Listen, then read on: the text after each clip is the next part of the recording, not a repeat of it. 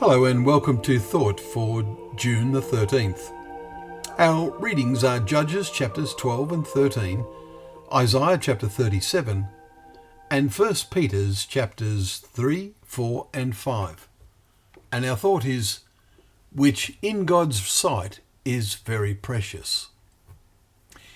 What is very precious in God's sight?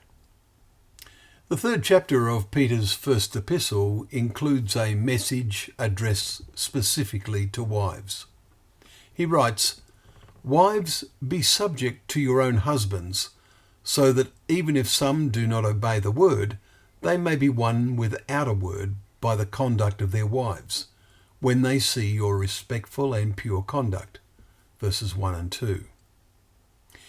Believing wives have a vital role in living for God and for Christ. And while the husband has an even more important role in the sight of God, wives have a responsibility to influence husbands who are failing to obey the word, to influence them by their respectful and pure conduct. There is a human saying that contains a lot of truth, that nobody ever wins an argument. This is because each is intent on putting their own point of view, not in listening to the other. Respectful and pure conduct has great power when done with a heartfelt consciousness of God.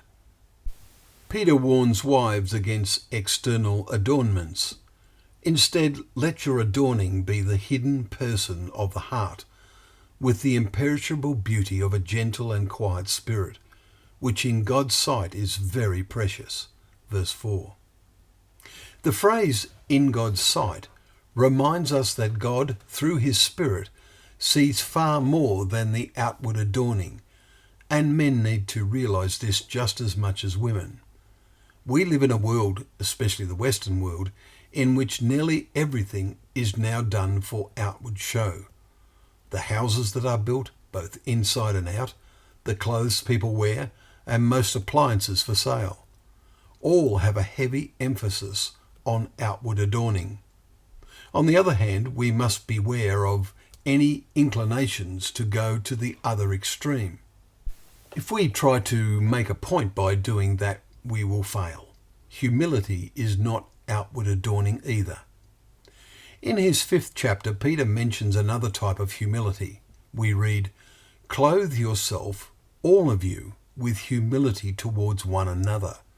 For God opposes the proud, but gives grace to the humble. Humble yourselves therefore under the mighty hand of God, so that at the proper time he may exalt you, casting all your anxieties on him, because he cares for you."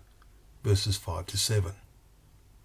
We recall what we read 4 days ago in James. God opposes the proud, but gives grace to the humble. Chapter 4, verse 6.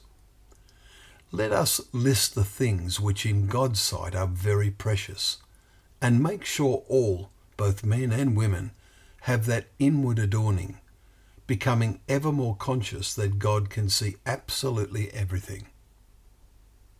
Well, thank you once again for joining us for Thought for the Day, where together we can open up the pages of God's Word, knowing that word to be a lamp to our feet and a light to our path.